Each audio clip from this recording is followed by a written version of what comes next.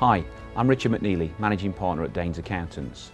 We're here today to discuss how employers can manage the tax risks of employing staff. I'm joined today by James Hunt. Hi Richard, thanks very much. I work in our employment services team and basically we support clients with all of their people issues. Thanks James. So employment taxes, it's not something that's in the public arena every day, it's not something that hits the headlines all the time, but just summarise the contribution employment taxes makes to the UK economy. It makes a lot more than most people realise, and definitely, unfortunately, not a headline case. In most recent statistics, the take by HMRC from pay-as-you-earn national insurance was 56% of every pound they received. So 56%, that's a staggering figure. What I do know, however, is that the compliance arena has changed an awful lot of late. So James, perhaps you could just summarise for us the main changes and the overview of the arena as we see it at the moment. Yeah, of course. Understandably, lots of people will have seen, lots of press coverage regarding, very high-profile tax cases, and of course, this, has continued a trend that HMRC are receiving, greater funding for compliance activity, which is they're out and about more. They're checking what's going on. They're seeing if people are doing things correctly, and of course, there's a cost if they're not. Okay. And where have you seen the big changes? Big changes which we've seen in terms of legislation, which compliance will follow, is employee expenses, salary sacrifice, national minimum wage. Okay, so let's pick one of those then and look at it in more detail. Expenses, there's been some big changes there, I'm aware of that. So please summarise that for us, James. Yeah, just to give you a little bit of background, so up till April 2016, the vast majority of employers were able to go to HMRC and obtain an agreement called dispensation. This agreement basically ratified that their systems for controlling employee expenses, HMRC were happy with those, so there was no need to go through the process of putting them all on a PLMD at the end of every tax year. Right. April 16, those dispensations are gone. What we now have is what's called a general expenses exemption. This is almost a self-assessment for employers.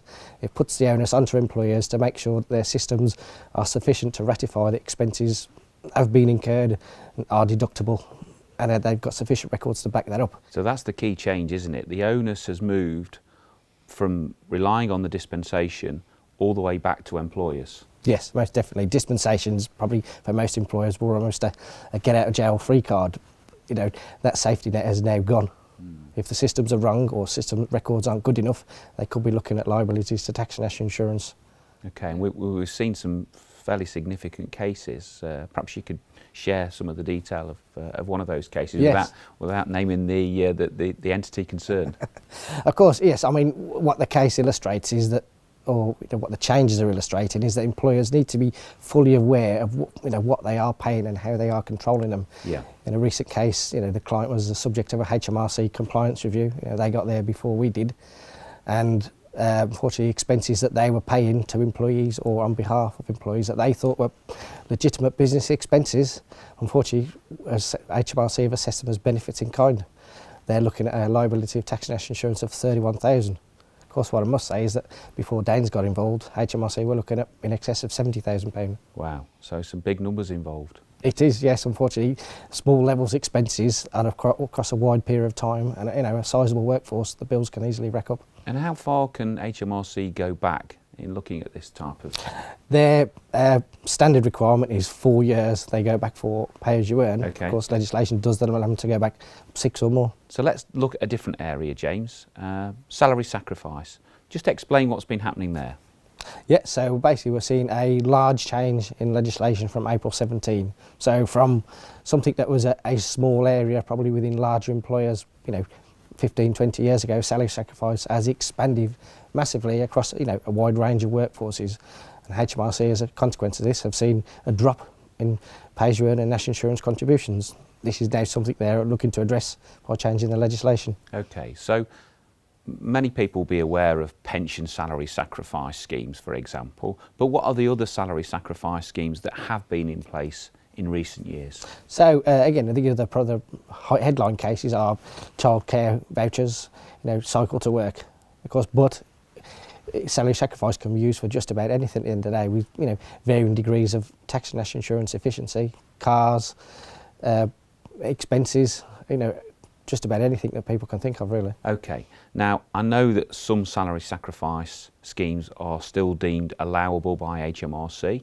Just remind us what they are. Yeah, so the legislation says we have a protected set that will not be impacted by any of the changes. Okay. Pensions, childcare, cycle to work, and ultra low emission vehicles, so electric cars in most cases. Okay, and what's gone?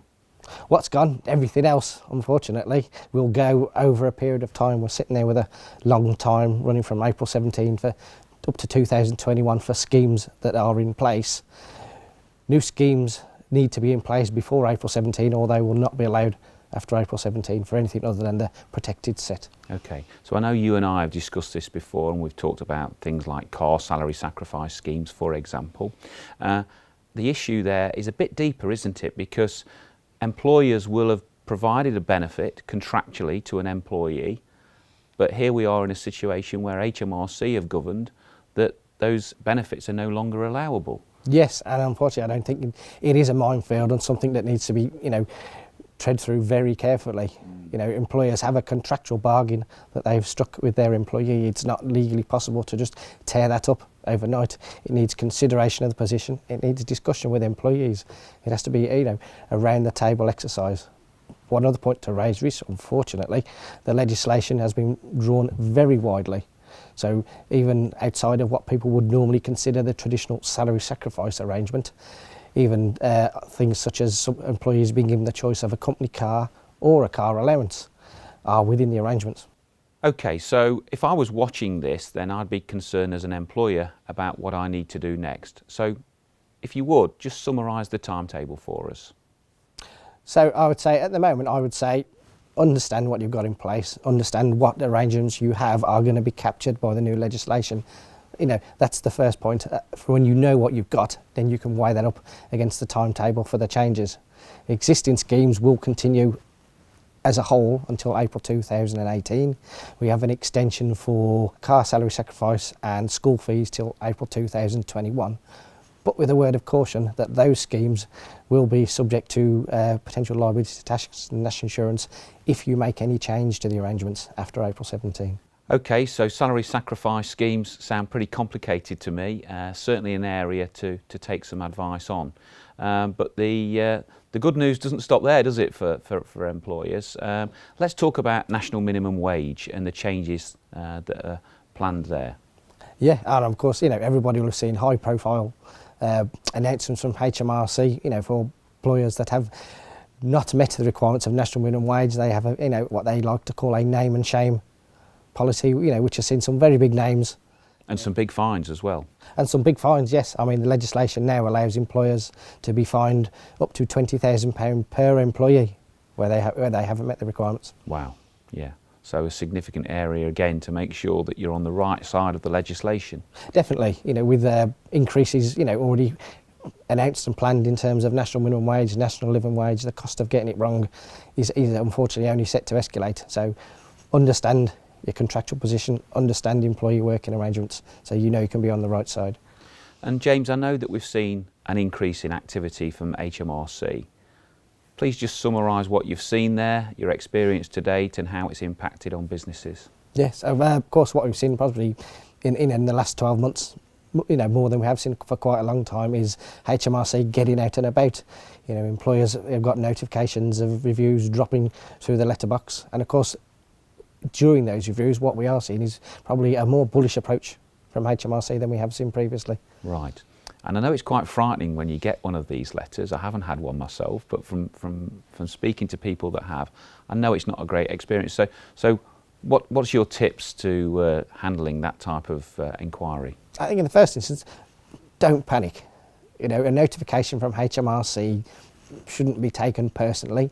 In some cases, reviews will be undertaken because they have specific information regarding a potential compliance risk in a client, but actually in a lot of cases you have just randomly come out of the hat. There is a requirement for a percentage of reviews to be on that basis. So HMRC have just picked you and just want to come and look at your records. Okay, so what if I'm advised that I've got a review, I don't know, the end of next month, and it doesn't meet my timetable, I've got other things that are very important within my business. What can I do?